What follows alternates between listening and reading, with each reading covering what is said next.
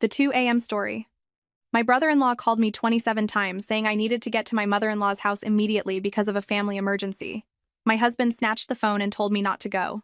I listened to him, and the next day, I discovered a truth that made the blood drain from my face. It was a late October night in Chicago, and cold rain was pouring relentlessly onto the old asphalt roofs of our working-class neighborhood in Cicero. The wind howled through the window cracks, making you just want to pull the blankets up and sleep through the long night. My name is Lauren Davis, 34 years old, originally from a small farming town in Nebraska. I had been married to Kevin Mitchell for 4 years, moving to the city to live in a small townhouse about a 15-minute drive from my in-laws. Kevin was the oldest son of the Mitchell family.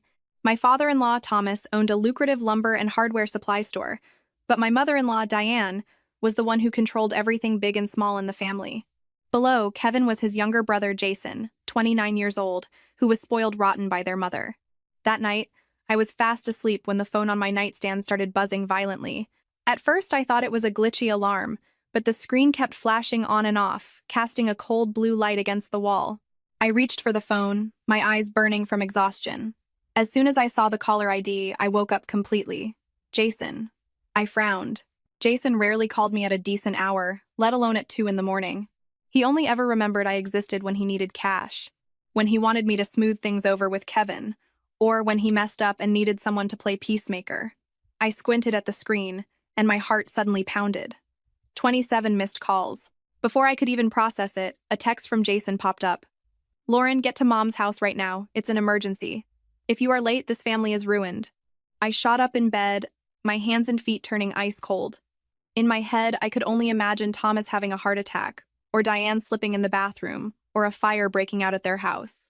Even though I had endured plenty of humiliation since marrying into this family, they were still my in-laws. I could not just read a text like that and go back to sleep.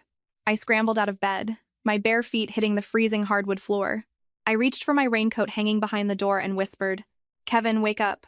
Jason called me dozens of times. He says there is a huge emergency at your mom's. The moment the words left my mouth, my wrist was grabbed tight.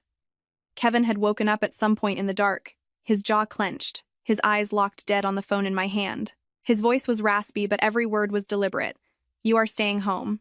You are not going anywhere tonight." I froze. What are you talking about? What if your parents are in trouble? With this storm outside, I have to go check on them. Kevin did not let go of my wrist. He pulled me back toward the bed, dropping his voice lower. He would never call in the middle of the night just to report a normal emergency. He called you, not me. There is a reason for that. I started getting frustrated, partly out of worry and partly because my husband was acting so cold. But he is your brother, and that is your parents' house. I am part of this family now. Am I supposed to hear there is an emergency and just go back to sleep? Kevin looked at me for a long time. Outside, the rain lashed against the window pane. Inside the room, the phone started vibrating again, relentless, like someone banging furiously on a front door. It was Jason again. Kevin reached out and hit the speakerphone button, then answered the call. Before either of us could speak, Jason's voice blared out, frantic and high-pitched. "Lauren, what took you so long to answer? Get over to Mom's right now, hurry up." I tried to stay calm. "Jason, what exactly is going on? Are your parents okay? Do I need to call 911? There were a few seconds of dead silence on the other end. That silence sent a chill down my spine. Then Jason spoke rapidly. "Just get over here first. I need you to be here. I just need you to be here." Kevin immediately leaned into the phone, his voice turning absolute ice. "Jason, what did you do?" The other end went completely quiet. Kevin gritted his teeth and repeated himself. "I asked you, what did you do?" There was no answer, only the sound of heavy panting mixed with the rain and the distant noise of traffic. Then, the call disconnected. I stood paralyzed in the middle of the bedroom, an unnameable feeling creeping up from the bottom of my stomach. If my in-laws were truly in danger, why wouldn't Jason just say it? If someone needed saving, why not call an ambulance? Why was he so insistent that I come over, heavily emphasizing that he just needed me present? Less than a minute later, my phone lit up again. This time, it was a text from my mother-in-law, Diane. A daughter-in-law should know how to take care of her husband's family. Don't make me drive over there to get you myself. I read the text over and over. There was not a single word saying Thomas was in pain, Diane had fallen, or anyone was in danger. There was only that familiar tone I had heard until my ears bled over the past 4 years. A daughter-in-law must know her place. A daughter-in-law must sacrifice. When the family has issues, the daughter-in-law must step up. Kevin took the phone from my hand, read the text, and quietly walked to the bedroom door. He locked the deadbolt, then took my car keys from the dresser and tossed them onto the highest shelf of the closet. I panicked. "What are you doing?" He turned back, his eyes bloodshot, but his voice incredibly firm. "If it is a real emergency, I will go. It is not your place." A lump formed in my throat. Outside, the rain continued to pour. In the room, my phone vibrated in bursts.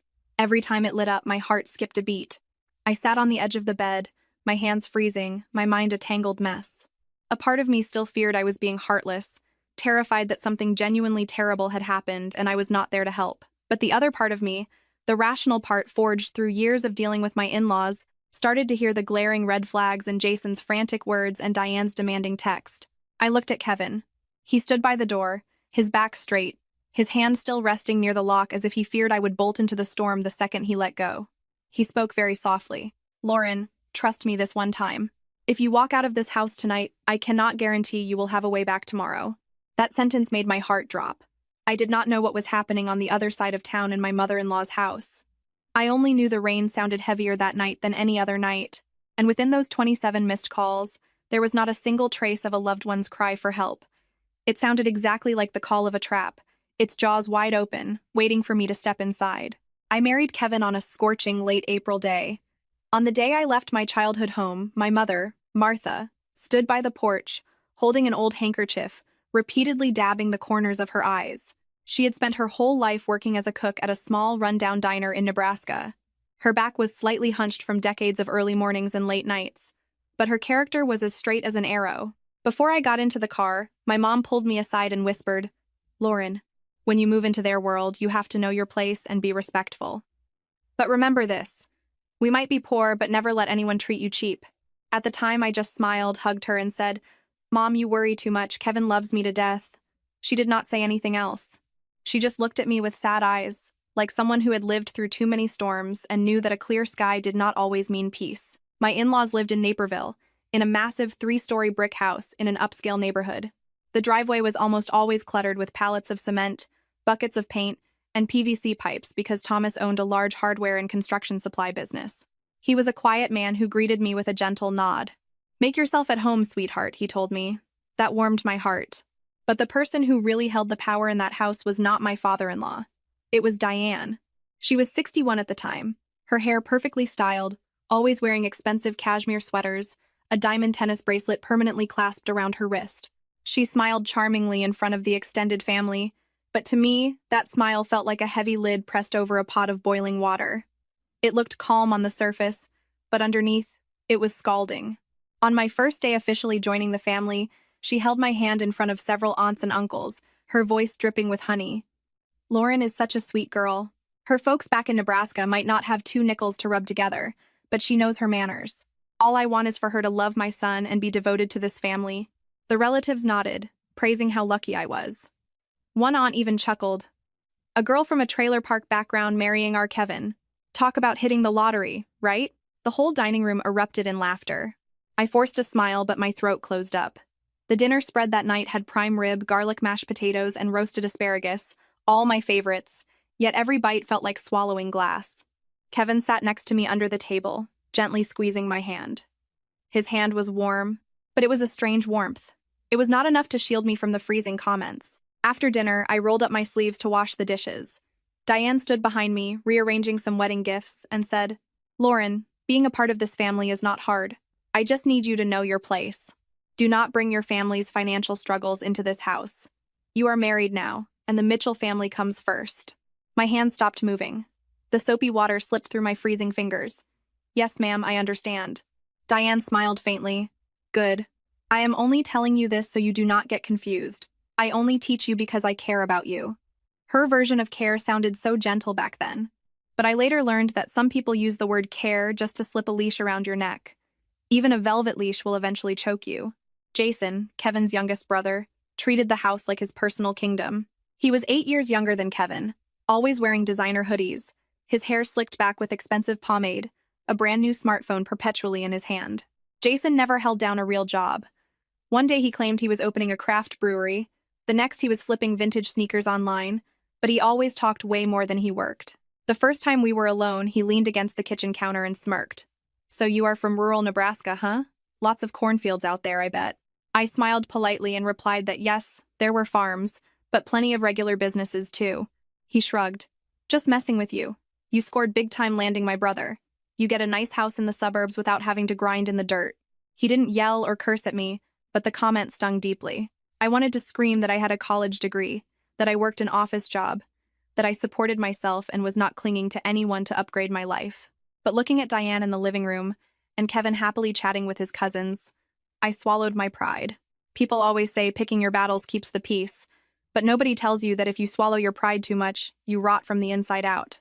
During my first few months of marriage, I tried my hardest to be the perfect daughter-in-law. On weekends, I drove to their house to cook, clean, and help Diane prep for family holiday parties. When Thanksgiving came, I stayed up until midnight baking pies and prepping the turkey. Whenever anyone complimented the food, Diane would smile and take the credit, adding, "My daughter-in-law is a hard worker." Coming from a poor family, she is used to manual labor. That word poor kept dropping from her lips like water dripping into a metal bucket, small but maddeningly repetitive. Once, my mother mailed me a care package with some homemade jams, fresh vegetables from her garden, and a batch of her special beef stew. I was thrilled and brought it to the kitchen to heat up a taste of home. Jason walked by, saw the Tupperware, and laughed out loud. "Wow, your mom mailed you garden scraps? Your family is super cheap, mailing vegetables piece by piece. But hey, I guess it saves money on organic groceries." I turned to look at him. He still had that half-joking, half-mocking smirk. Diane heard him but did not scold him. She merely said, "Jason, do not tease her. They send what they can afford. It is the thought that counts." It sounded like a defense, but every word felt like a needle. What they can afford meant she saw my family as utterly worthless, outside of some homegrown vegetables. That night, I brought it up to Kevin. He stayed quiet for a long time before sighing. "I know it hurts your feelings, but my mom is just used to talking like that. She doesn't mean anything by it." I asked him, "She doesn't mean anything, but she specifically targets my family's income every single time?" Kevin held my hand and begged me to let it go, and so I did, month after month. I learned how to fake a smile, how to bow my head at the right moments, and how to stay dead silent when my dignity was being trampled. Only much later did I realize that in the Mitchell house, I was never given the status of a true family member. I was a daughter-in-law when they needed free labor, an outsider when they distributed affection, and the poor girl whenever they needed to remind me to be grateful. On that rainy 2 a.m. night, when Jason called 27 times, all those years of subtle abuse flooded back into my mind. The trap was not built overnight. It was woven over years of condescending remarks, swallowed pride, and my own foolish hope that if I was just kind enough, they would eventually love me. Jason was the type of guy who needed to be the center of attention wherever he went. He talked loudly, laughed loudly, and played videos on his phone at maximum volume. Diane viewed all of this as her son just having a charismatic, free-spirited personality. One time, Jason borrowed Kevin's car to go to a friend's birthday party. That car was Kevin's daily commuter, and we had just spent a fortune fixing the transmission a week prior. Kevin did not want to lend it out, but Jason stood by the front door begging, "Kev, come on, just for a few hours. It's my best friend's birthday. I can't show up in Mom's beat-up Jeep. Let me borrow your sedan. I will wash it and fill the tank tomorrow, I swear." Diane, sitting in the living room, immediately chimed in, "You are blood brothers. Are you really going to be stingy over a piece of metal? Kevin, be the bigger man and help your brother out." Pressured by his mother, Kevin handed over the keys. I watched them go, a knot forming in my stomach. They say things last if you take care of them, but Jason had never taken care of a single thing in his life, especially not his own promises. Jason left at dusk and did not return until near dawn. The next morning, when I went out to get the mail, I saw a massive scrape running down the entire passenger side of Kevin's car. The side mirror was dangling by a wire, and the front bumper was dented inward. It made me sick to look at it. Kevin stood frozen in the driveway for a few seconds before asking Jason, "What happened to the car?" Jason yawned and scratched his head. "Oh, I swerved to miss a stray dog last night and sideswiped a guardrail. It's not a big deal. Why are you looking at me like that?" I could not hold back and said quietly, "Jason, if you borrow your brother's car and wreck it, the least you could do is apologize." He looked at me and sneered. "Lauren, you are so uptight. If the car is broken, we fix it. It's not like I sold the damn thing." The repair cost $500. To my in-laws, that was pocket change, but to Kevin and me at the time, every dollar had to be budgeted. Yet Diane just waved her hand dismissively. "He didn't do it on purpose. You are his sister-in-law. Stop being so petty. Keep acting like this and he won't ever want to visit you guys. I felt a lump in my throat. The person who ruined the car did not have to apologize. But the people who took the financial hit were lectured on being generous. In this world, sometimes doing the wrong thing is not as terrifying as having your wrongdoings treated like precious heirlooms by your enablers. Less than a month later, something else happened. I had left $300 in cash in a drawer in the living room, planning to wire it to my mother the next morning for her insulin and groceries. That night, I opened the drawer, and the envelope was gone. Jason had been the only person to drop by the house that day. I called him, trying to keep my voice steady. "Jason, did you see an envelope of cash in the living room drawer?" He answered casually, "Yeah, I took it. Just borrowing it for a few days. We are family. Why are you interrogating me like I robbed you?" I was speechless. "If you wanted to borrow it, you should have asked. That money was for my mother." Jason scoffed through the phone. "Your mom slings hash at a diner. I doubt she needs it that desperately. I will pay you back when I get some cash." My hands shook. He didn't yell, he didn't curse, but he directly attacked my pride. My mother was poor, yes, but her medical bills were not a joke for someone else to play with. I reported it to Diane, hoping she would finally say something fair. Instead, she sighed. "It is just a few $100, Lauren. Why are you making a mountain out of a molehill? He is your brother-in-law. He was short on cash, so he took an advance. If you are going to be this calculating with family, you are going to have a hard life." I stared at her, my throat completely blocked. My hard-earned $300 became just a few $100. A week's worth of my overtime pay became a petty grievance. Meanwhile, Jason remained the innocent baby boy who needed protection. The breaking point was a memorial dinner. The Mitchells were hosting a solemn dinner to honor the anniversary of Kevin's late grandfather's passing. I had been at the house since noon helping cook. I roasted a chicken, baked casseroles, and carefully arranged the heirloom photos and candles on the memorial table in the den. Late that night, Jason dragged 3 of his buddies into the house to drink. Their loud laughter echoed off the walls, the smell of cheap beer and vape smoke filling the air. I gently reminded him, "Jason, today is a memorial day for your grandpa. Please keep it down out of respect." He waved me off. "Lauren, stop acting like an old nun. Nobody cares about that outdated stuff anymore." One of his drunk friends stumbled backward, his arms sweeping across the memorial table. Candles crashed to the floor, a glass of water spilled everywhere, and ashes from a small incense burner covered the framed photos. I watched it happen, chilled to the bone.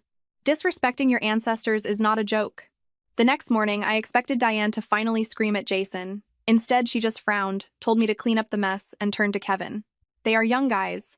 They had a few too many and made a mistake. Don't make a big deal out of it and ruin the mood." Kevin finally snapped. "Mom, you defend him no matter what.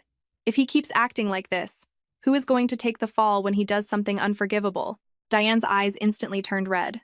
"Oh, so now that you have a wife, you treat your own brother like a stranger?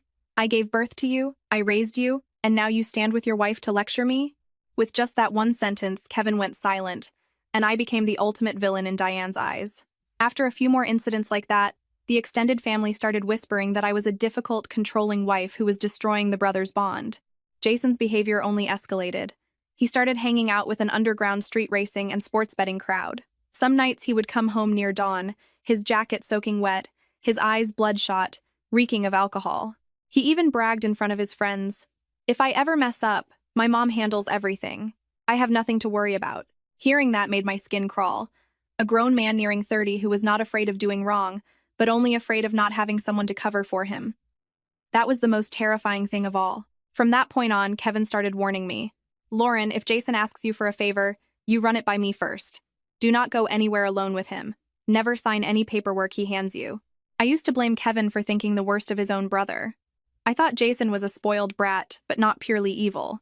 Only much later did I realize that a child who is blindly protected from all consequences grows up into an adult capable of doing things that leave others totally defenseless. And on that rainy night at 2 a.m., when my phone lit up 27 times, all those warnings suddenly rang in my head like an air raid siren for an impending disaster. I sat on the edge of the bed, gripping my phone tightly.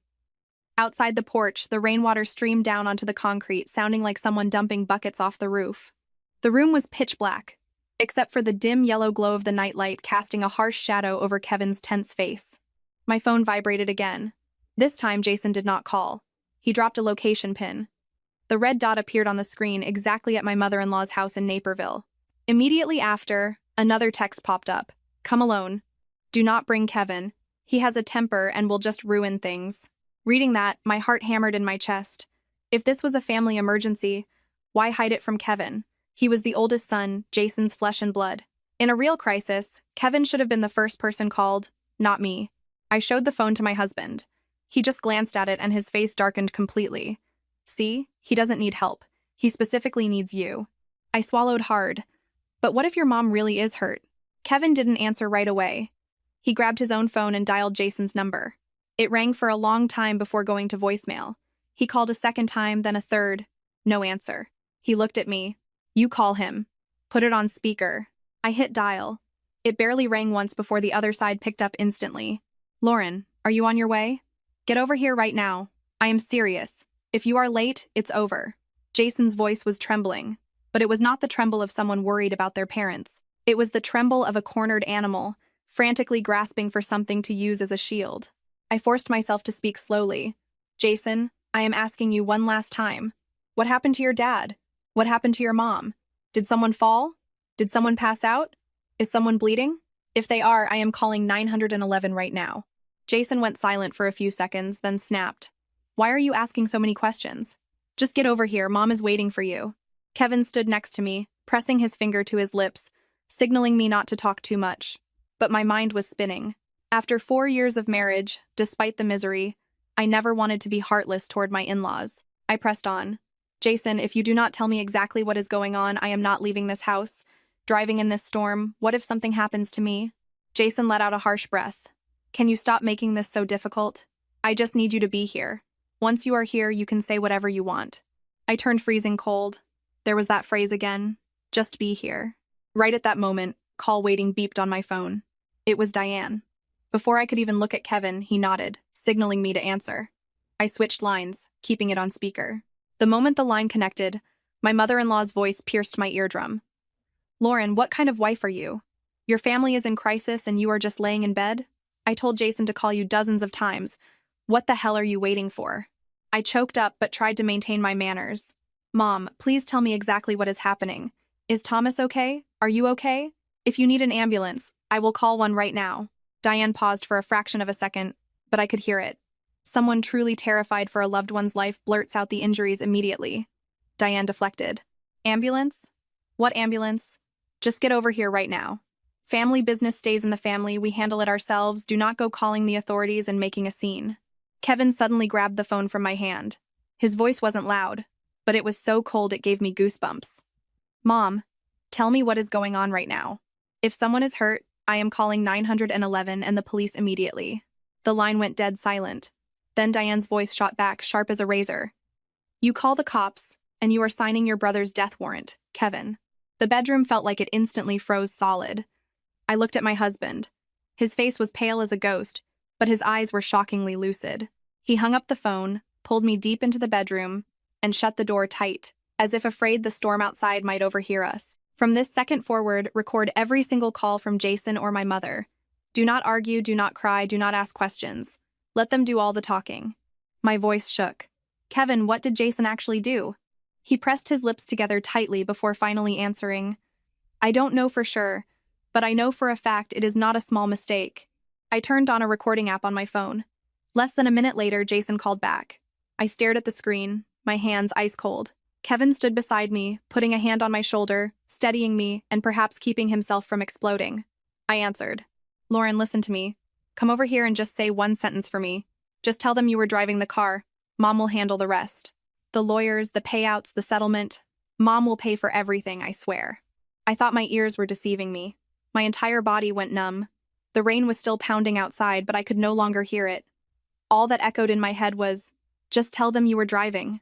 I gripped the phone, forcing my voice not to crack. Jason, what are you talking about? What car? Driving when? What exactly do you want me to confess to? Jason was losing his mind. Stop playing dumb. You are a woman. The system will go way easier on you. Besides your family doesn't have anything huge to lose anyway. Worst case, you pay a fine and apologize. If my name gets attached to this, my whole life is ruined. I bit my lip so hard it bled. Your family doesn't have anything huge to lose. The sentence was delivered so casually, but it felt like a sledgehammer to the face. In his eyes, my life was cheaper than his simply because I was born poor. Because I was just the sister-in-law. Because I did not share the sacred Mitchell bloodline. I asked slowly, "And what about the person you hit?" The other end went dead silent. That silence alone told me everything. Someone was actually hurt. Jason had caused a major accident. And this whole time, he wasn't calling me to save a family member. He was calling to find a scapegoat. Kevin snatched the phone, his voice dropping an octave, heavy as a cinder block.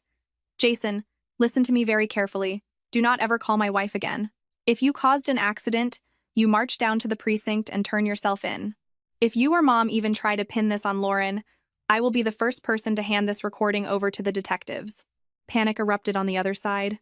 Kev, don't do that. I am your flesh and blood brother." Kevin closed his eyes, his voice cracking. "It is exactly because you are my brother that I am warning you one last time. Do not turn into a monster with no way back." The call cut off. I collapsed onto the edge of the bed, my legs turning to jelly, my throat painfully tight, unable to even cry. Sometimes, when people are truly terrified, tears do not fall.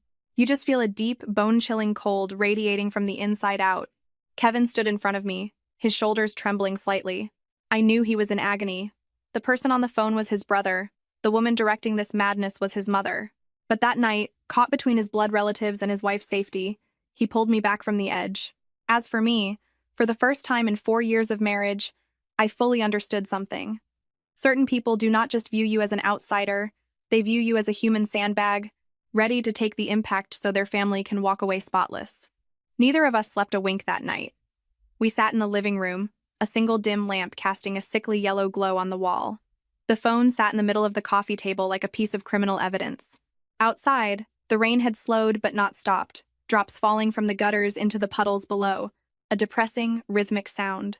I pulled my knees to my chest on the sofa, both hands wrapped around a mug of water that had gone cold hours ago.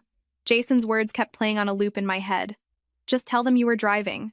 I asked in a whisper, "Kevin, if Jason really hit someone, why didn't he take them to the hospital?" He did not answer immediately. He sat opposite me, elbows resting on his knees, his hands clasped so tight his knuckles were white. After a long time, he spoke. "Because he is a coward, and because since the day he was born, every time he breaks something, Mom cleans up the glass." I looked at my husband. He said it calmly, but I knew his heart was breaking. It is easy to be angry at a stranger, but hating your own blood is different. It feels like snapping your own ribs with your bare hands. Near 5 a.m., as the sky outside the window turned a murky, polluted gray, Kevin's phone abruptly rang. We both jumped. He checked the caller ID and answered immediately. "Mark, what's up?" On the other end was a man's urgent voice, backed by the sound of passing cars. "Kev, I gotta ask. Did your brother take your mom's red Jeep Wrangler out last night?" I sat straight up. Kevin gripped the phone. "Why? What happened?" Mark lowered his voice. "Early this morning, right near the curve at the entrance of your mom's subdivision, there was a massive hit and run. A young girl got creamed. The driver bailed on foot. Some locals found her and called the paramedics. The car left at the scene is a red Wrangler. The plates. Man, it looks exactly like Diane's car. My chest felt like a boulder was sitting on it. That red Jeep Wrangler. I knew Diane bought it a few years ago, claiming it was for grocery runs, but for the past few months, Jason practically lived in it. He even bragged about it, saying, "Mom's ride has a crazy V6 engine, it crushes the streets at night." Kevin asked, his mouth completely dry.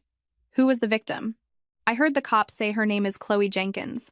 The kid works the graveyard shift at the diner across town and does DoorDash in the mornings to make extra cash. It's a tragedy, man. Getting run down before the sun even comes up. I bowed my head, my nails digging into the couch cushions.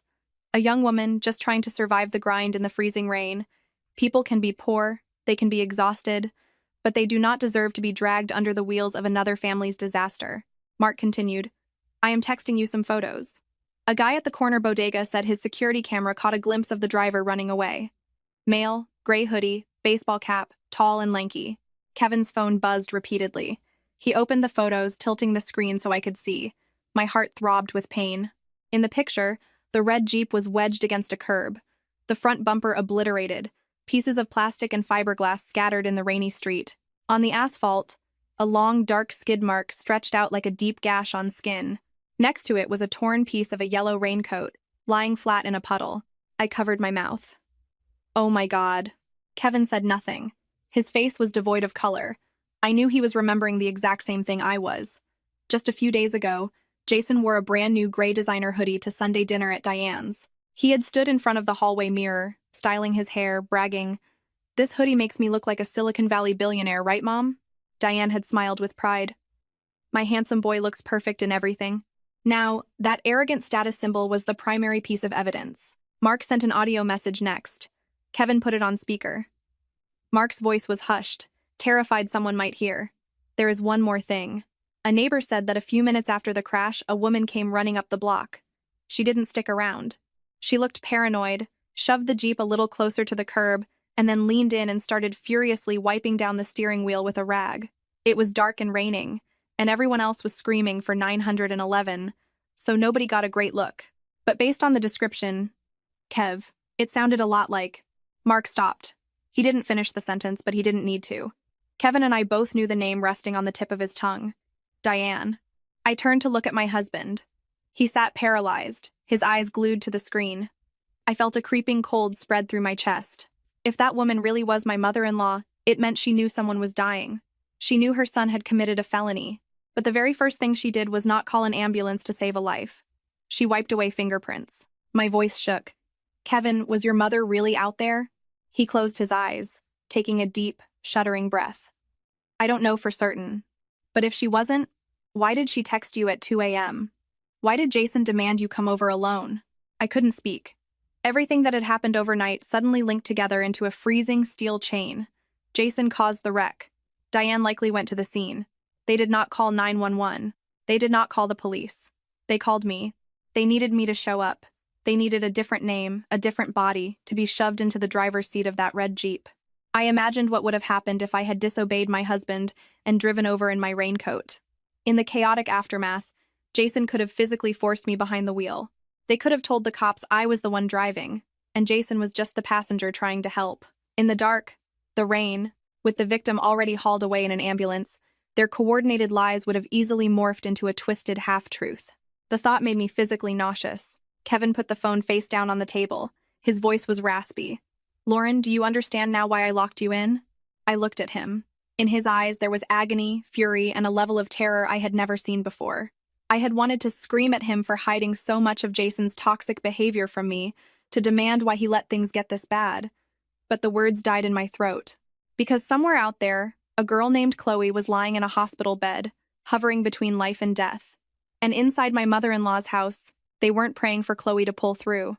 They were only praying for Jason to get away with it. The sky slowly brightened. The storm finally broke, leaving only a few rogue droplets falling from the gutters onto the driveway. But inside my soul, a hurricane had just made landfall. I stared at the phone on the table. The crime scene photos still burned into my retinas.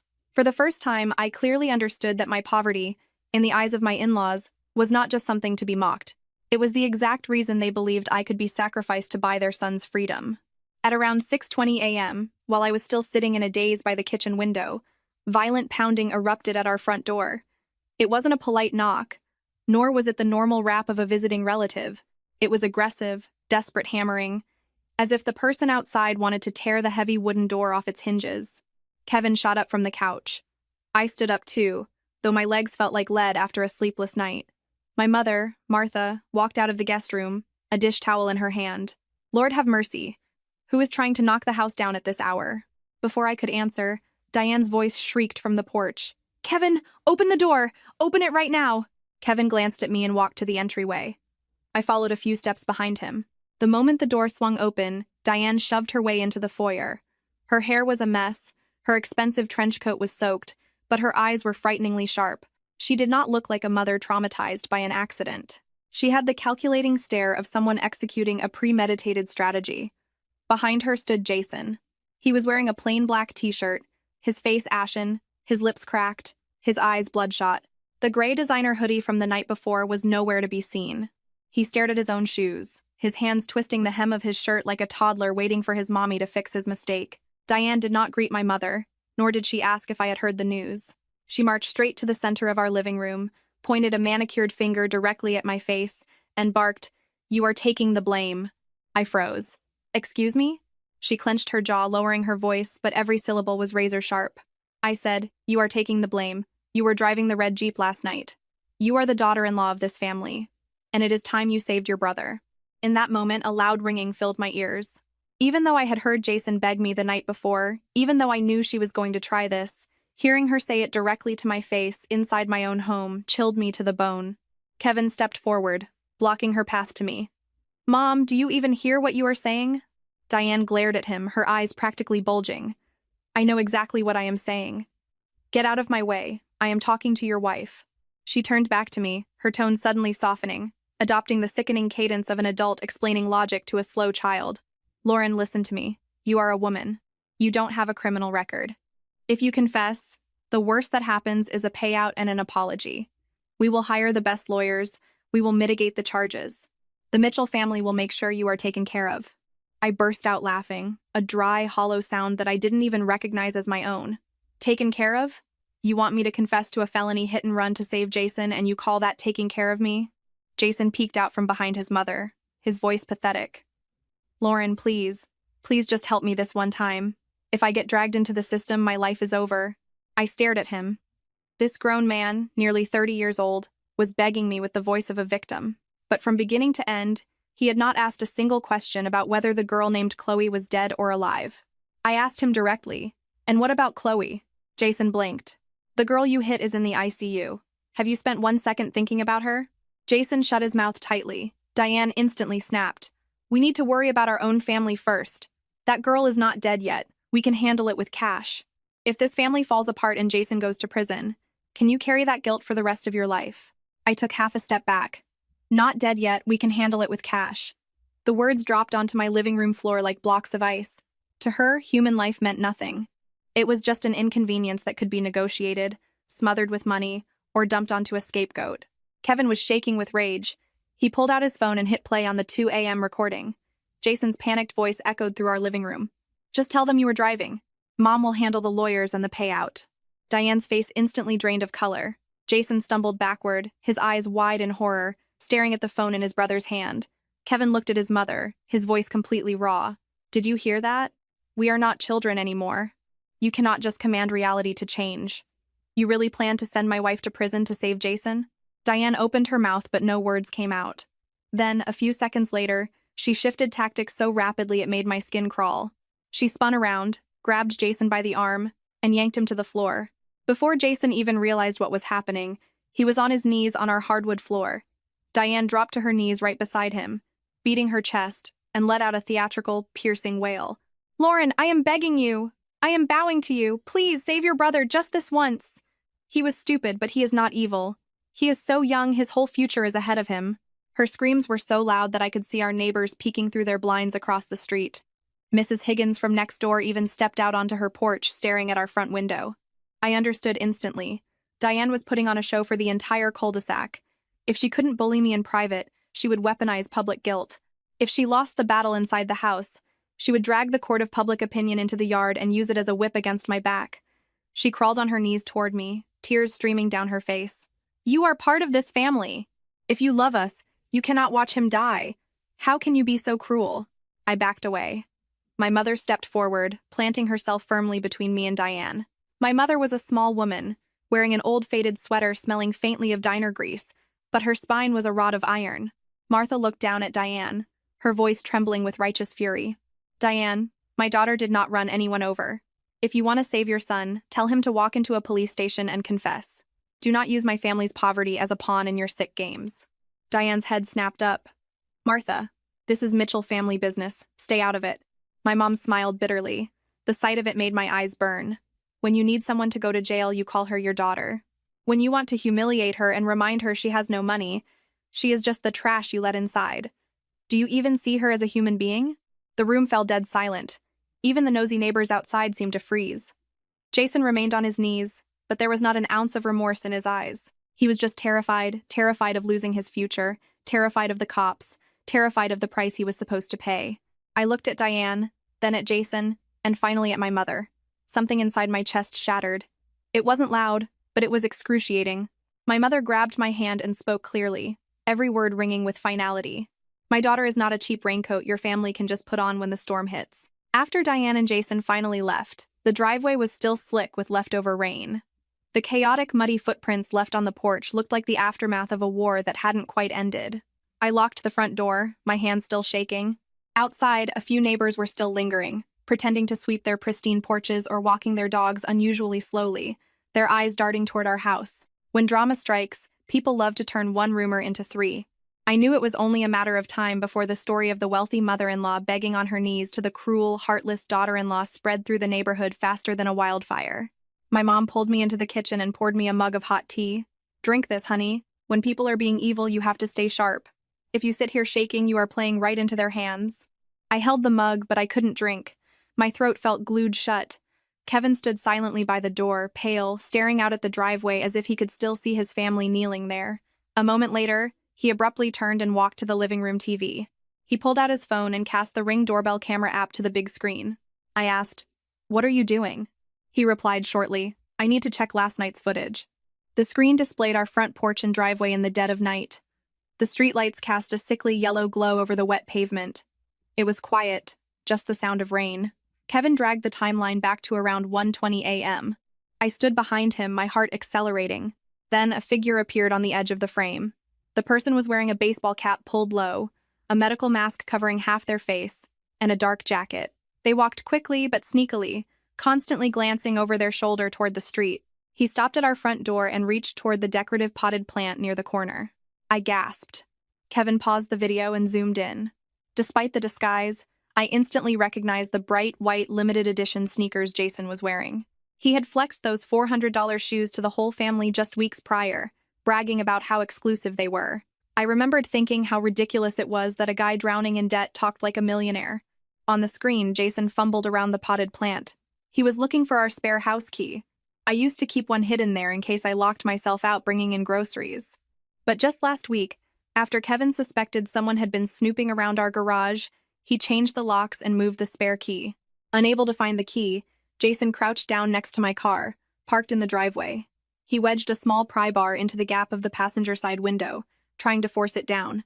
I instinctively looked out the window at my car. I usually kept a thick, brown wool scarf in the passenger seat, a scarf I wore every day to the office when it was chilly. I felt a horrifying chill crawl up my spine. Kevin. Was he trying to steal my scarf?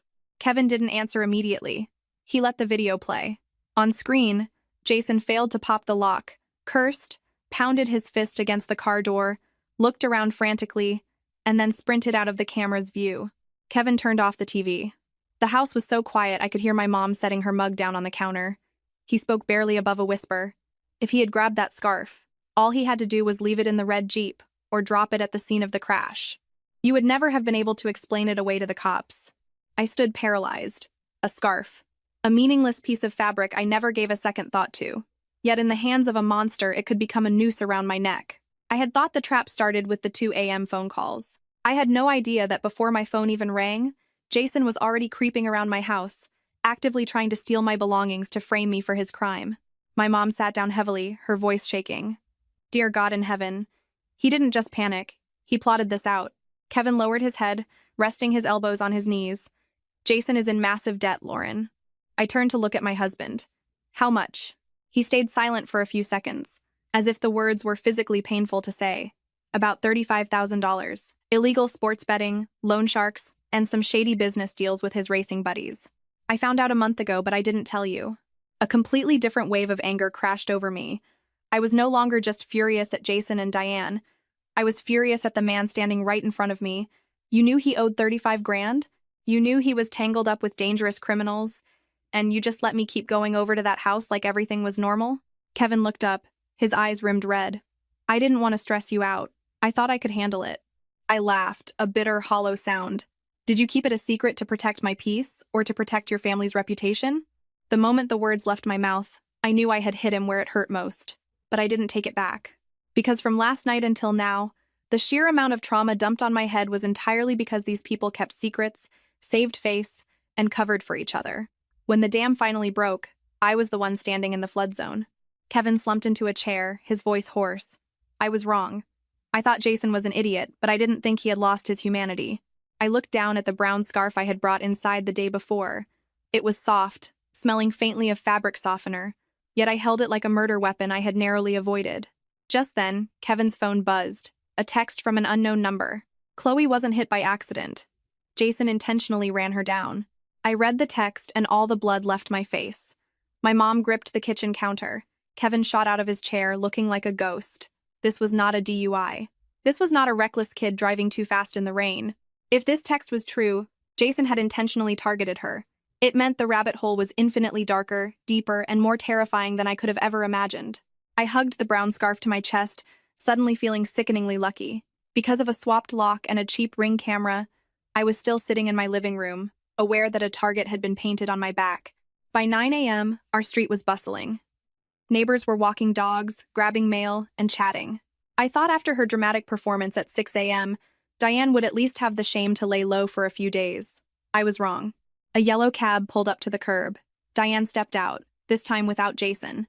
She was wearing a dark purple blouse, her hair perfectly styled, clutching a wad of tissues. As soon as she reached our driveway, she clutched her chest and began wailing. "Lauren, I am begging you. Save him. He made a mistake. Are you going to let him rot in a cell for the rest of his life?" Her voice carried down the entire block. Her crying didn't sound like real grief. It was paced, pitched perfectly, rising and falling at all the right moments, designed to ensure every single neighbor behind a cracked window could hear her. I stood behind our screen door, my hands gripping the handle. My mom pulled me back. "Don't open it yet. She is putting on a play. If you walk out there, you become her co-star." But Diane wouldn't stop. She collapsed onto the front steps of our porch, sobbing and narrating to the audience. "People say a daughter-in-law is like your own child, but when our family is in crisis, she stands by and watches us burn.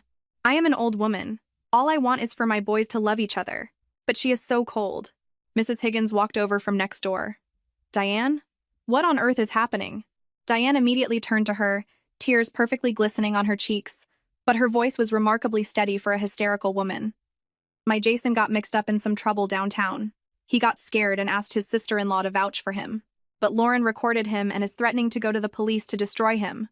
When a boy makes a mistake, the family should fix it. What kind of woman throws her own family to the wolves?" My blood boiled. A near-fatal hit-and-run had just been downgraded to some trouble downtown. A conspiracy to frame me for a felony had been spun into asking to vouch for him. It is true what they say. A malicious tongue flips faster than a pancake on a griddle.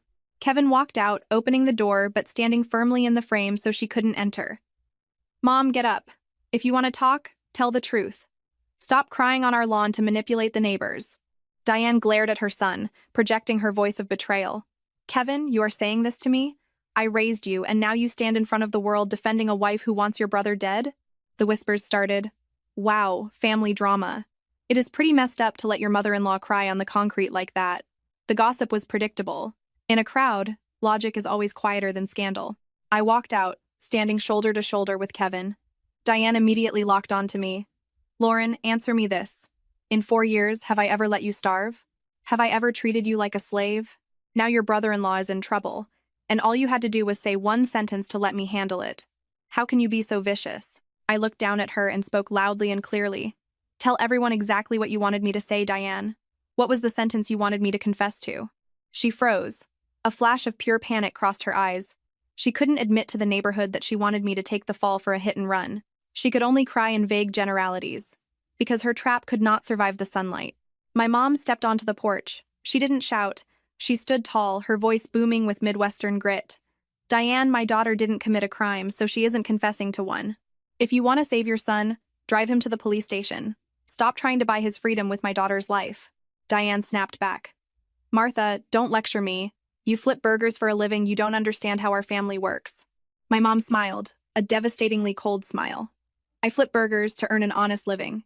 I don't sell my soul, and I don't sell my daughter to cover up for a criminal." The entire block went dead silent.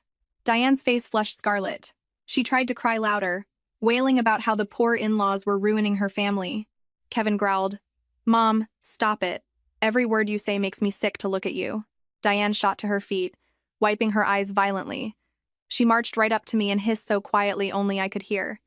"You remember this. If you don't save him, don't expect any mercy from this family." I met her gaze, refusing to blink. "If you want to cut ties, cut them. But I am not trading my life for Jason's sins." She stared at me, her eyes filled with venom. Then she turned and walked away, dabbing her eyes with the tissue, making sure the people watching still saw the devastated, heartbroken matriarch. Once the crowd dispersed, the lingering stares remained fixed on me. Some felt bad, some were suspicious, Some just wanted a front row seat to the drama. I realized then that I wasn't just fighting my mother-in-law and brother-in-law. I was fighting the court of public opinion. A lie can travel halfway around the world while the truth is still putting on its shoes. At around 9:30 a.m., just after Diane had left, the doorbell rang again. This time it wasn't aggressive. It was hesitant, a single, timid chime. Kevin looked at me. Every sound made my heart race now.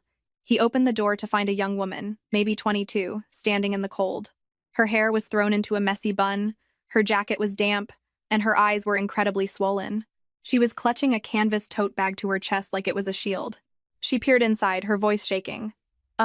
Excuse me, is Lauren here? I stepped forward. I am Lauren. How can I help you? The girl looked around nervously. My name is Natalie. I am Chloe Jenkins' roommate. The girl who got hit last night. Hearing Chloe's name made my stomach drop. I quickly pulled her inside. Come in, please. How is Chloe? What did the doctors say?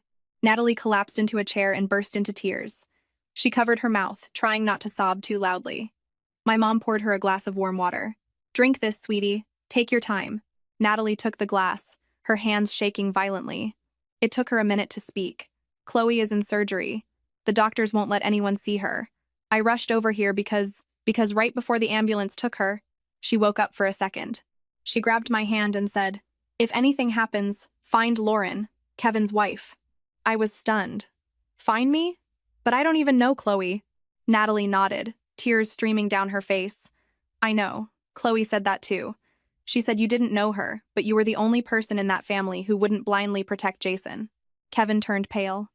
Hearing a stranger speak of his brother with such pure terror must have felt like a knife to the gut. I felt a cold dread. A dying girl's last conscious thought was to seek me out.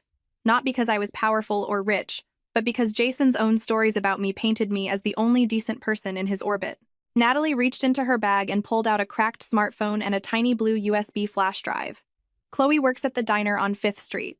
She does deliveries on the side. She keeps to herself, never asks for handouts. I asked her why she worked so hard, and she just said, money you earn yourself is the only money that lets you sleep at night. I asked softly, does Chloe have any family? Natalie shook her head. Yes, but they are estranged. Her mom passed away, and she doesn't get along with her dad. She just sends money back to her aunt who helped raise her. She is poor, but she has pride. Natalie unlocked the cracked phone and pulled up a text thread. This started a month ago. Jason and his frat buddies rented out the back room at the diner for a poker game. They got drunk and started beating up some random guy over a bet. Chloe was cleaning outside, heard the screaming, and peeked in. She was scared they would blame the staff for the damages, so she filmed it on her phone for proof. I looked at the screen. The texts were from Jason. At first, he tried to play nice. Hey Chloe, send me that video and I will cash app you $5,000 as a thank you. Then, look, I will give you my mom's vintage Rolex. Just delete it. If this gets out, I am dead. Then, the tone shifted violently. Don't think because you serve fries you can mess with me. I know where your apartment is. I am coming tonight to end this. My hands went numb. Jason wasn't just a spoiled brat with a gambling problem. He was a predator. He knew how to threaten, how to bribe, and how to use his mother's money to back a vulnerable girl into a corner. Kevin's voice was strained. Why didn't she just go to the cops? Natalie looked at him, angry and terrified. You think everyone has that luxury? Chloe is a waitress. Jason has endless money and a crazy mother who covers for him, and he rolls with dangerous people. She was terrified that if she went to the cops, he would bail out the next day and kill her. The room fell silent. It is a brutal truth.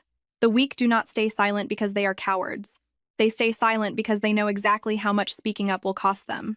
Natalie placed the blue USB on the table. This is the backup. Chloe gave it to me. Last night, she told me she was finally going to give the original to a legal clinic downtown to ask for help. But Jason must have found out, so he ambushed her on her route. I asked, did she say why she remembered my name? Natalie wiped her eyes. Yeah. She said Jason complained about his family a lot. He said his older brother was a pushover, his mom worshipped him, and his sister-in-law was some poor girl from the country who was easy to bully. But he also complained that you always looked at him like he was a piece of trash. Chloe figured if you hated him, you might actually help her. I let out a bitter laugh. My status as the despised, impoverished daughter-in-law was the exact reason a dying girl trusted me with her justice. My mom put a hand on Natalie's shoulder. You are very brave for bringing this here. But this goes straight to the detectives.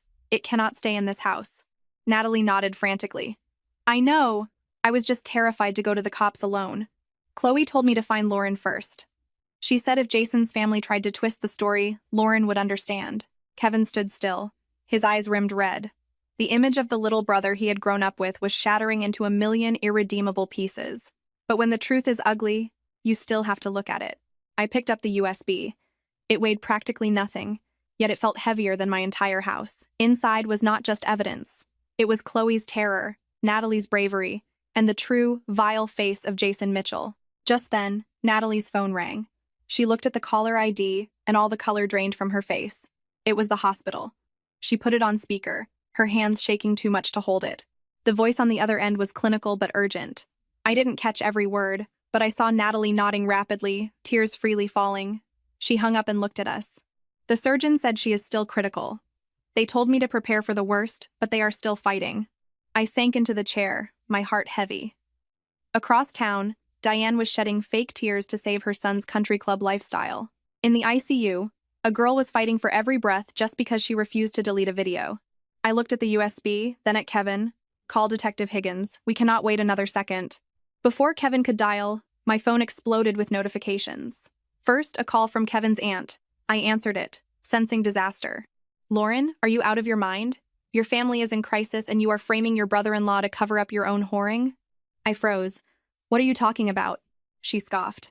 Don't play dumb. The picture of you in a car with that older man is all over the family Facebook group. You are married to Kevin but creeping around with some sugar daddy, and now you want to throw Jason in jail for revenge? My blood ran cold. Kevin grabbed his phone and opened the Mitchell family group page. His face turned thunderous. Right there on the screen was a photo of me sitting in the passenger seat of a black Mercedes. The man next to me was leaning over, handing me something. The caption below it was pure poison. Diane's daughter-in-law acts innocent, but sleeps around with older men. Now she wants to frame Jason to distract from her own sins and destroy our family. I stared at the picture, my heart stopping. The man in the photo was Robert Evans, my former boss. 6 months ago, my car broke down in a torrential downpour. Robert drove by, saw me soaked to the bone, and let me sit in his car while we waited for the tow truck. He was handing me a box of tissues. That was it. But the photo had been perfectly cropped. They cropped out the broken-down car, the tow truck driver in the background, and framed it to look incredibly intimate. Diane actually did it, I whispered. Kevin gritted his teeth. My mom has gone insane. I looked at him bitterly. She has been like this for years, Kevin. You are just finally opening your eyes. My phone vibrated again. Messages flooded in from cousins, uncles, and family friends. Some were passive-aggressive, some cursed me out. No one asked for the context. No one cared where the photo came from. A scandal is always more delicious than the truth. But Diane wasn't done. She posted a second photo. It was a screenshot of a Zelle transfer I had just made. I had sent $2,500 to the hospital's billing department to cover Chloe's emergency admission fees. Diane cropped it to only show my name, the amount, and the recipient. The caption read, "If she has nothing to do with the accident, why is she rushing to wire money to the victim? Hush money, perhaps?" My mom read it over my shoulder and turned purple with rage. Lord Almighty, you send money to save a dying girl's life, and she twists it into a bribe? That woman is a demon. Natalie sat next to me, her eyes wide. Lauren, it is my fault. Because I came here, you are getting dragged into this. I squeezed her hand. It is not your fault. The people at fault are the ones committing the crimes and the ones covering them up. Kevin immediately called Robert Evans. His voice was tense but polite. Robert, this is Kevin, Lauren's husband. I am so sorry to bother you, but someone is weaponizing an old photo of you and Lauren to blackmail us. Do you still have the dashcam footage or the original wide photo from that day your car broke down? 10 minutes later, Robert sent the uncropped original photos and his dashcam video. It clearly showed the tow truck, the mechanic, and me shivering in the rain. Robert texted, I am happy to provide a sworn statement to the police if you need it. This is defamation. I looked at the screen, feeling a tiny sliver of relief, but the ache in my chest didn't fade. The mud had already been slung. Even if I washed it off, the stain in people's minds would remain. For a woman, reputation is a fragile thing. Once someone throws dirt on it, it takes a monumental effort to prove you are actually clean. My mom put a hand on my shoulder. Keep your back straight. The innocent have nothing to fear. But you have to fight back. Don't let them beat you into silence. I nodded. I compiled the text with Natalie, the Zelle receipt with the hospital billing notes, and the raw photos from Robert into a secure folder. Kevin looked at me, his voice low. Lauren, I am sending all of this to Detective Higgins right now. Do it, I said. And you have to tell her your mother is the one doctoring the photos. I am done letting the person who screams the loudest win. Just then, Kevin's phone rang. It was Detective Sarah Higgins. He put it on speaker. Her voice was calm, authoritative. Mr. and Mrs. Mitchell, I need you both to come down to the precinct, or meet me at Chicago Med. We need to verify this $2,500 transfer and investigate some severe allegations circulating online. Bring all digital evidence you have. We operate on facts, not Facebook rumors. I took a deep breath. We will be right there. I looked at my mom, at Natalie, and finally at Kevin. I knew that from this second forward, I wasn't allowed to just sit and cry anymore. I had to be ruthlessly pragmatic. I had to document every timestamp, save every photo, and record every conversation. Because when evil people decide to destroy your reputation, if you don't hold the receipts, you will swing from the gallows they built for you. The hospital was suffocatingly crowded. The smell of bleach, cheap cafeteria coffee, and damp raincoats blended into a nauseating fog in the hallway. I walked beside my mother, with Kevin and Natalie leading the way. The surgical ICU was at the end of a long corridor. Relatives sat huddled in plastic chairs, some holding rosaries, others clutching medical clipboards.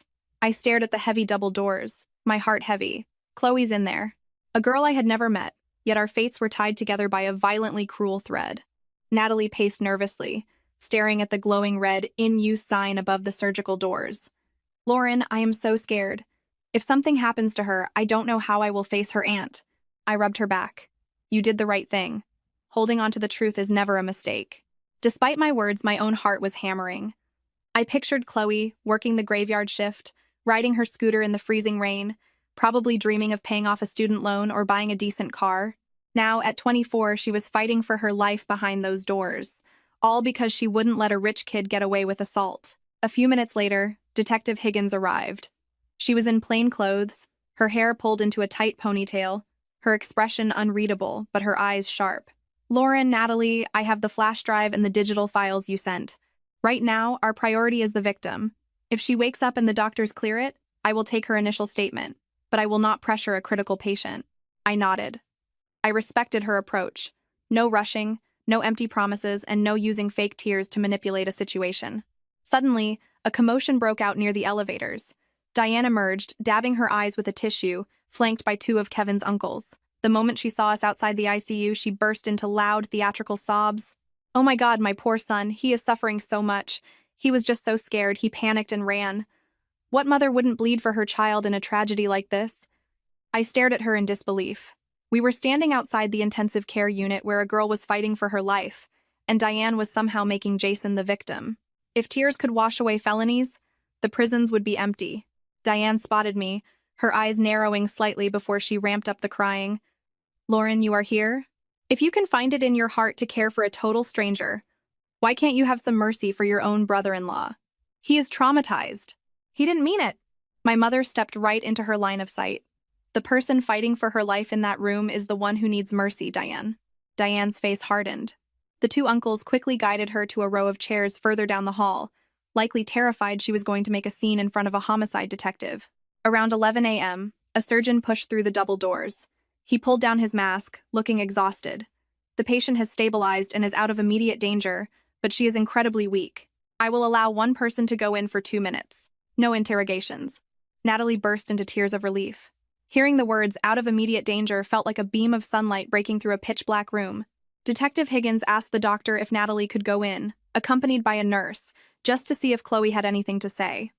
I stayed in the hallway with Kevin. Diane sat a few yards away, shredding a tissue into tiny pieces. I could tell the silence was eating her alive. A few minutes later, Natalie emerged. She was pale, but the tears on her face were different now. Detective Higgins followed close behind, her notebook in hand, her expression deadly serious. I caught Natalie's arm. Did she say anything? Natalie choked back a sob. She is so weak. She could barely open her eyes. But she saw me, squeezed my hand, and whispered 3 words. I held my breath. Natalie repeated them, her voice shaking. Jason. USB. Cops. The entire hallway seemed to miss a beat. Diane shot up from her plastic chair. She is delirious. She was just in a massive trauma. She doesn't know what she is saying. Detective Higgins turned to her, her voice cutting through the air like a knife. Ma'am, we do not draw conclusions from 3 words. But every single utterance from a victim is documented according to protocol. Diane opened her mouth, then snapped it shut and sank back into her chair. She looked down at the shredded tissue in her lap. Kevin stood next to me, his shoulders slumped. He was relieved. Chloe was alive, but the reality of his brother's name being the first thing out of a dying girl's mouth was crushing him. Right then, Kevin's phone buzzed. It was his neighbor, Mark. Kevin put it to his ear. "Kev," Mark whispered. "I just heard from my buddy who lives near your mom's place." Jason found out the girl woke up.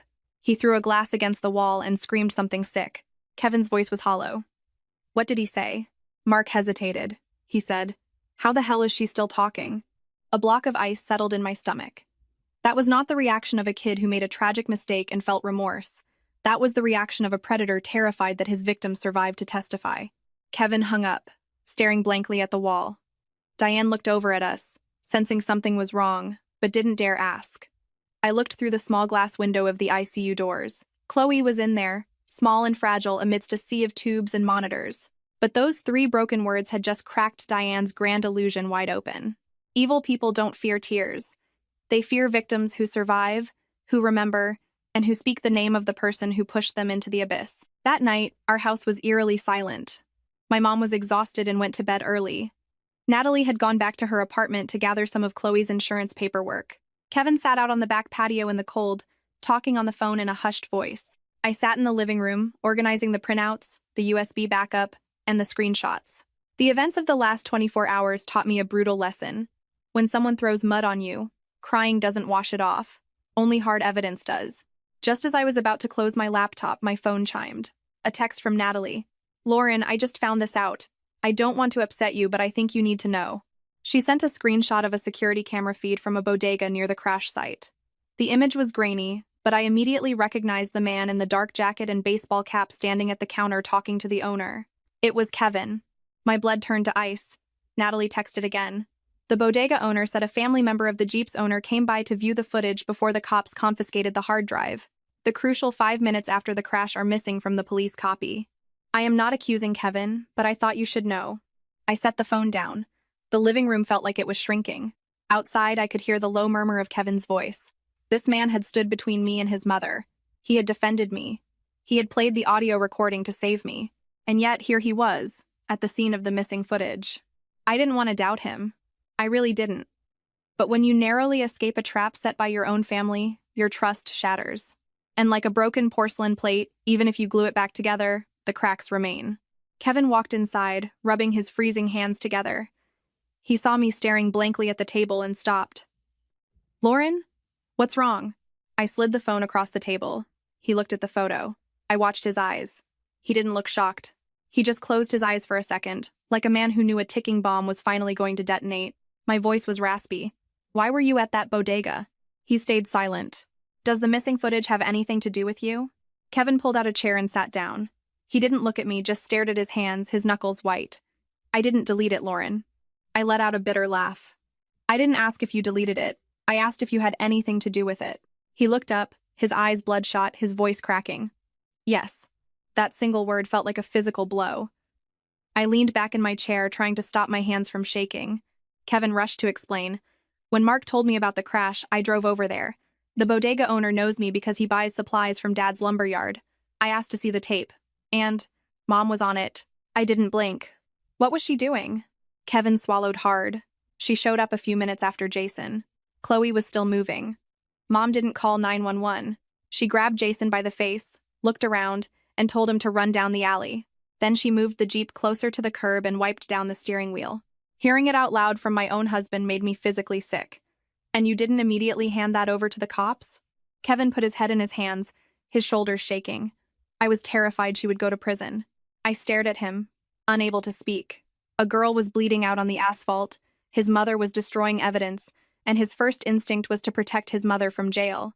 "I have a copy of the full video on my phone," he pleaded. "I didn't destroy it, I asked the owner to hold off on giving the cops that specific 5-minute window. I thought I could talk to Mom, convince her to turn herself in. I know it was stupid. I know it was a crime." I asked quietly, "Were you protecting her out of love? Or were you trying to leave a back door open for your family's reputation?" He flinched as if I had slapped him. "Kevin, I continued. Since last night, I thought you were the only one pulling me out of the fire, but it turns out you were holding onto a piece of the truth and hiding it in your pocket. He started crying, silent tears streaming down his face. I am so sorry. I know I messed up, but there is one more thing I have to tell you. I looked at him, terrified that whatever came next would break me completely. He spoke slowly, like the words were choking him.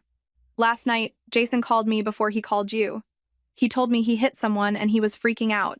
For a split second, my mind went blank and I thought, if you went over there, you are calmer than me, you could talk to them and figure a way out of it. I stood up, my legs so weak I had to lean heavily on the table. You thought about sending me into that? I didn't call you, he begged. I swear to God I didn't wake you up. But the thought crossed my mind. He wiped his face aggressively. I drove over to Mom's house instead. I stood on the porch and I heard Mom talking to Jason inside. She told him, if things get bad, we drag Lauren into it. She is the daughter-in-law, she comes from nothing, put a little pressure on her and she won't fight back. Hearing her say that snapped me out of it. I ran back home, locked the door, and hid your keys. I stared at the man in front of me. He had saved me, yes. But before he saved me, he had spent a fraction of a second weighing my life against his mother and brother. Both things were true, and standing together, they tore my heart in half. I sat back down, my voice completely detached. Thank you for ultimately keeping me here. But I cannot pretend that fraction of a second didn't exist. Lauren, I held up a hand. Don't. Just do the right thing from this moment forward. Give the video to the detective. As for our marriage, I need time. He bowed his head, accepting it in silence. Outside, the rain started up again, tapping against the window. Sometimes a crack doesn't bring the whole house down right away, but from the moment it appears, every breeze makes the inside feel freezing cold. The next morning, the sky over Chicago finally cleared a bit, but the atmosphere inside our house was suffocating. My mom made oatmeal and toast, but none of us could take more than a bite. At 8 a.m., Kevin got a call from Detective Higgins. She informed him that based on the bodega owner's new statement, an interview with an old security guard named Arthur Barnes, and the USB footage, they were bringing Jason in for questioning. Kevin's hand froze holding his coffee mug. I knew it hurt him to hear his brother was being arrested, but some pain is necessary when you are amputating a rotten limb. At 8:30 a.m., frantic footsteps pounded up our driveway. Before anyone knocked, Jason's voice screamed through the door. Lauren! Lauren, open the door! Kevin opened it. Jason blew past him, looking like a hunted animal. His face was gaunt, his eyes manic. The second he saw me, he dropped to his knees in the kitchen. Lauren, you have to save me! Please! I was terrified. I wasn't thinking straight. Talk to the cops for me. Tell them I didn't mean it. Tell them Mom forced me to run. I stepped back. The person you need to beg for forgiveness isn't me, Jason. It is Chloe. He looked up, tears streaming down his face. I know I messed up, but I am young. If I go to prison, my life is over. You love Kevin, do this for him, please. I stared at him. Everything was about his life, his future, his youth. Not once did he mention the girl whose life he almost ended. Selfish people only cry for themselves. Kevin grabbed Jason by the collar and hauled him to his feet. Stand up. You did the crime, now you tell the truth. Do not drag anyone else down with you. Jason looked at his brother in absolute despair. Kev, I am your brother. If you won't save me, who will? Kevin closed his eyes. I am saving you by making you tell the truth. If you keep lying, there is nothing left to save. Right then, 2 uniformed officers and Detective Higgins walked through our open front door. Detective Higgins looked around, her voice perfectly level. Jason Mitchell, you are coming with us to the precinct for questioning regarding the hit and run on 5th Street. Jason's face went completely slack. He grabbed my arm, his voice a pathetic squeak. Lauren, say something. You wired that girl $2,500. Tell them you care about her. Tell them you know it was an accident. I pried his fingers off my arm. I sent that money to save a girl's life, not to buy your innocence. The moment I said that, Jason's demeanor snapped. The pathetic, crying boy vanished, replaced by a vicious, cornered rat. He jerked away from the officers and screamed at the top of his lungs, making sure the neighbors outside heard him. Everybody listen! She says she doesn't know the girl, but she wired her $2,500 in the middle of the night. Who does that for a stranger? She is paying her off because she is involved. The neighbors on the sidewalk started whispering again. A woman next door gasped. Well, sending that much cash to a stranger is pretty suspicious. I stood there, feeling like I was being stoned in the town square. My empathy was being weaponized into guilt. Just then, a car screeched to a halt at the curb. Diane flew out, running up the driveway, tissues in hand. I knew it. I knew my daughter-in-law was dirty. She paid that girl off, and now she is framing my baby boy. Kevin roared. Mom, shut up! How much deeper are you going to dig this hole? Detective Higgins stepped forward, her presence silencing the yard. Everyone calmed down. We base our investigations on forensics and digital trails, not neighborhood shouting matches. Lauren, do you have documentation for the $2,500 transfer? I took a deep breath, pulled out my phone, and handed her the printed folder. Yes, here is the text from Natalie, stating Chloe needed emergency surgery. Here is the Zelle receipt with the memo line Emergency Medical Fund for Chloe. I had never met Chloe before yesterday, but I knew my brother-in-law put her in that hospital. I couldn't just do nothing. Detective Higgins reviewed the papers and nodded. This is well documented. The whispering neighbors suddenly looked embarrassed, suddenly fascinated by their own shoes. As the officers handcuffed Jason and walked him to the cruiser, he turned his head and shot me a look of pure, unadulterated hatred. He didn't look scared anymore. He looked vengeful. You think you are so clean, Lauren? This isn't over. Diane stood on the lawn, her fake tears drying up instantly. She marched up to me, her voice a low, venomous hiss. You think having the cops on your side makes you untouchable? I looked her dead in the eye. You shouldn't be afraid of the cops, Diane. You should be afraid of karma. I turned and walked back into my house, the deadbolt clicking shut behind me. I realized then that evil people don't repent when they are caught. They just try to pull you into the fire with them, and I was done letting them burn me. Later that afternoon, a sleek black town car pulled into our driveway. Diane stepped out. She wasn't crying this time. She walked to the front door, her posture rigid, carrying a leather designer handbag. Kevin opened the door. She walked right past him, her eyes locking onto my mother, who was wiping down the kitchen counter. Diane reached into her bag, pulled out a stack of 8x10 photographs, and tossed them onto our dining table. Take a look. I picked up the top photo. My blood ran cold. It was a picture of my mom at her diner in Nebraska, taking the trash out to the dumpster. In the background, a large man in a leather jacket was standing entirely too close, watching her. The second photo was of my mom walking to her car in the dark, a different man leaning against a street lamp, staring at her. The last photo was of our house here in Chicago, with a red circle drawn around my bedroom window. I slammed the photos down. You hired someone to stalk my mother? Diane sat down at the table, crossing her legs elegantly. I just asked a few associates to keep an eye out. Your mother is an older woman working late nights in a bad part of town. Accidents happen all the time to poor people who aren't careful. My mom froze. Kevin slammed his fist on the table. Mom, have you completely lost your mind? Diane sneered at him. You are the one who lost his mind. Over some trailer park trash, you are sending your own brother to prison. She turned to me. Here is the deal, Lauren. You go to the cops. You tell them you knew Chloe from the diner. Tell them you hate Jason and you paid Chloe $2,500 to frame him. You take the conspiracy charge. You get a slap on the wrist. If you don't, she tapped the photo of my mother. Poor people who live paycheck to paycheck are very fragile. A broken window, a fire at the diner, an accident in the parking lot. Do the smart thing. Before I could even react, my mother walked over from the kitchen. She didn't yell. She didn't hesitate. She raised her hand and slapped Diane across the face with everything she had. Smack. The sound echoed through the house like a gunshot. Diane gasped, clutching her cheek, her eyes wide with shock. Kevin stood paralyzed. I was completely stunned. My mom's voice shook with rage, but it was absolute steel. My daughter might be poor, but she is not a coward like you. She is poor, which means she respects human life. You might have more money in the bank than us, Diane, but your soul is cheap, rotten garbage. Diane leaped up, raising her hand to strike back, but Kevin caught her wrist. Mom, don't. Let go of me. She shrieked, all elegance gone. I will ruin both of you. At that exact moment, tires screeched on the pavement outside. A heavy-duty pickup truck and an unmarked police sedan slammed into park in front of our house. Natalie jumped out of the truck, looking pale but determined. Following her was a tall, broad-shouldered man in a faded flannel shirt. His face was weathered and exhausted, but his eyes were hard as flint. Behind them walked Detective Higgins, a man in a sharp suit carrying a briefcase, and a burly guy in a trucker hat.